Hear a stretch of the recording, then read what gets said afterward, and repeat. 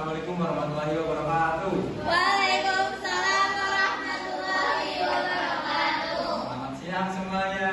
Siang, Pak. Gimana kabarnya hari ini? Alhamdulillah, luar biasa. Allah Akbar. Berat semua ya ini ya. Yuk. Oke, pada siang hari ini kita akan membahas tentang anak tercela, Anania, putus asa, Godab, dan Tamak. Yang pertama Anania, yang kedua putus asa, yang ketiga Tamak, dan yang terakhir Godab. Ada yang tahu di sini pengertian Anania itu apa? Saya. Ya, kamu, Mbak. Anania itu apa?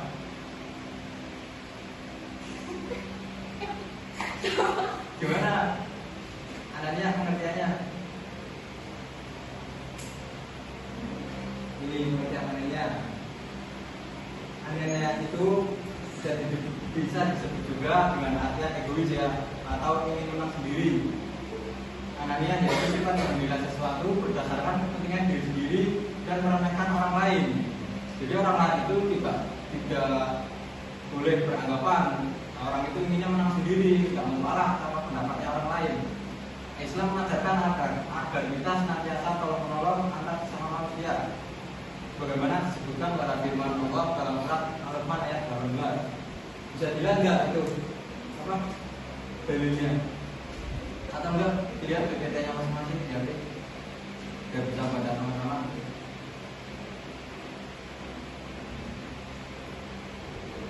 Sudah dibuka. Ayo kita sama-sama.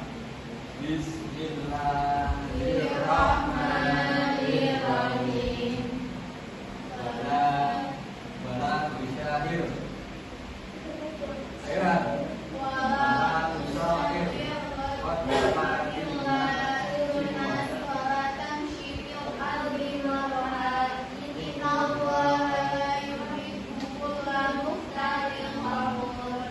Nah itu dia ya tadi firman Allah surat Al-Rahman ayat yang berapa? 18. Adapun bahaya yang ditimbulkan dari perilaku Anania. Yang pertama apa itu?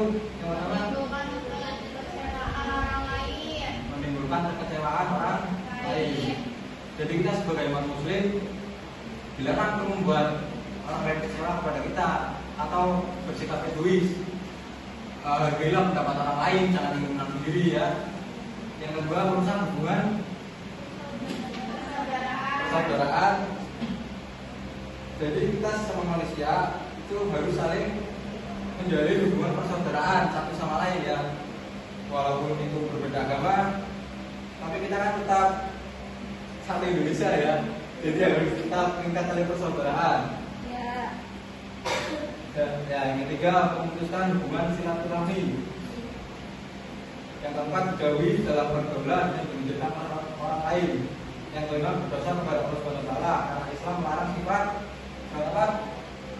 Sifat Anania. Maka dari itu kita dilarang mempunyai sifat Anania atau sifat egois ya dalam kehidupan diri kita. Dijauhkan lagi sifat egois.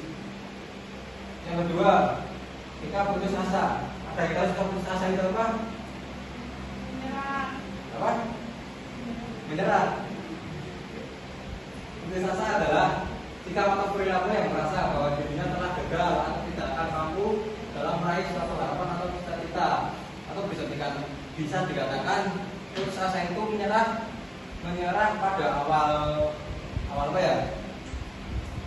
Dia menyerah sebelum berjuang. Berarti sudah ada pikiran saya nggak bisa ini mau melakukan ini, saya nggak bisa buat video ini, buat apa intinya menyerah pada awal sebelum berjuang. Itu nggak boleh. Dan dia tidak mau berusaha untuk melanjutkan apa yang dia inginkan. Nah, Islam mendidik umatnya agar tidak putus asa dari rahmat Allah. Firman Allah terdapat dalam Quran surat Yusuf ayat 27. Bisa dibaca sama-sama.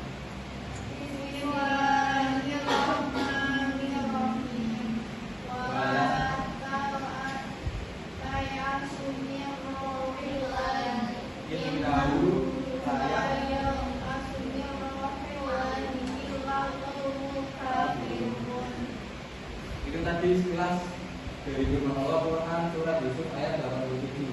Adapun dampak negatif itu asa, antara lain yang pertama merugikan diri sendiri karena membuang waktu, energi, dan waktu yang dimiliki. Yang kedua, susah untuk mencapai kemajuan karena tidak berani berbuat. Dan yang terakhir, khawatir mengalami kegagalan lagi. Jadi kita dalam melakukan apapun itu, kita tidak boleh putus asa di awal ya.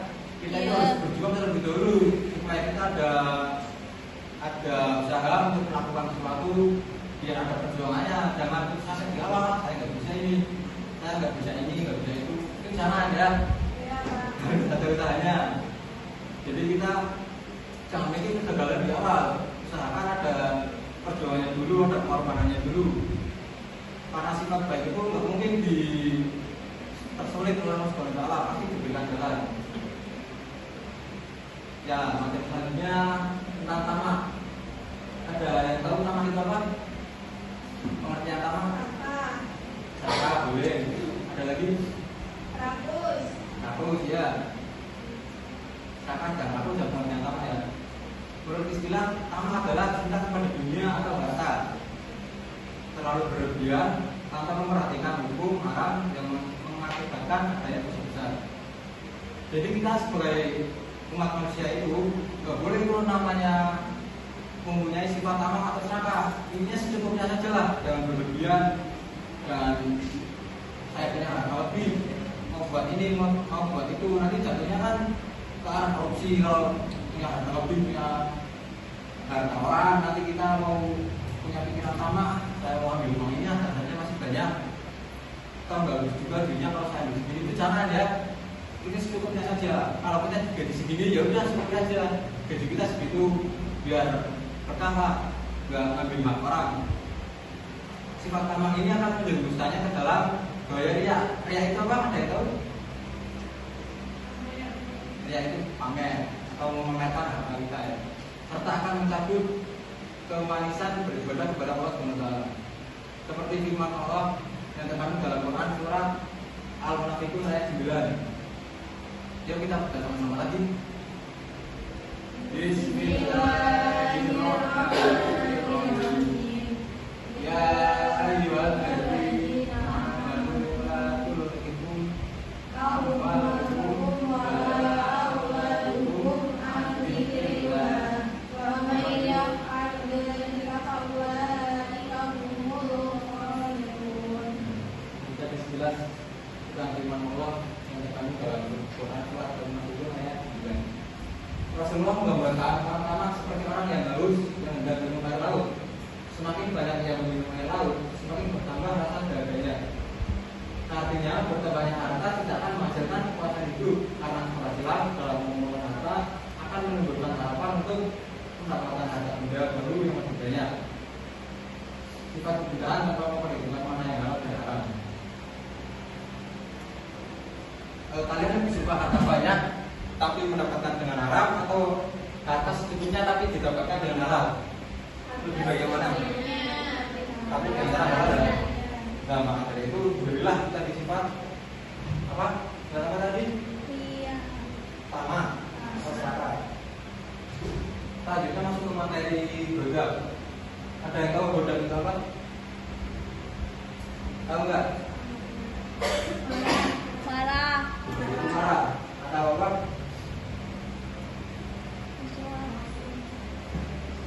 Bodak itu berarti marah.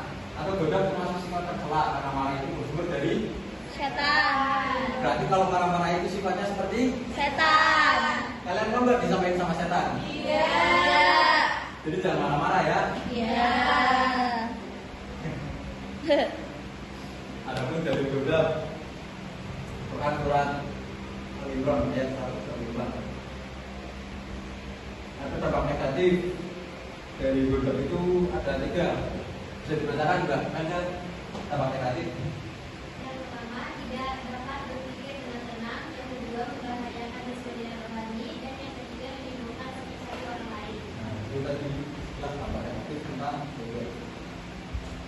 Kalau di pembelajarannya kalian bisa punya konsep begitu kan?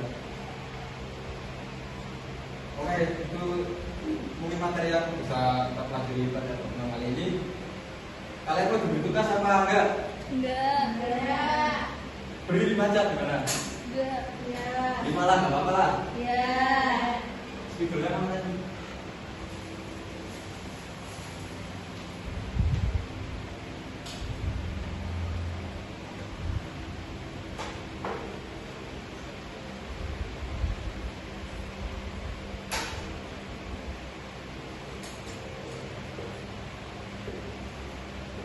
Bisa dibaca nggak? Bisa. Bisa. Carilah contoh. Carilah 5 contoh. 5 contoh.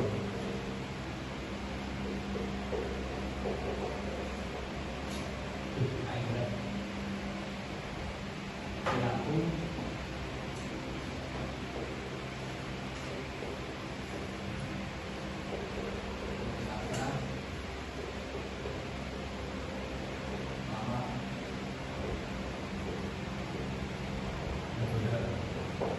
Masing-masing cari 5 ya. Antara 3 ini cari 5 contohnya. Bisa dipahami nggak? Bisa. Nah, kalau tugas bisa digunakan bukan dengan format titik timbul dan kalian sampaikan saja. Mungkin cukup sekian pada pertemuan kali ini. Kurang lebihnya mohon maaf. Wassalamualaikum warahmatullahi wabarakatuh. Waalaikumsalam.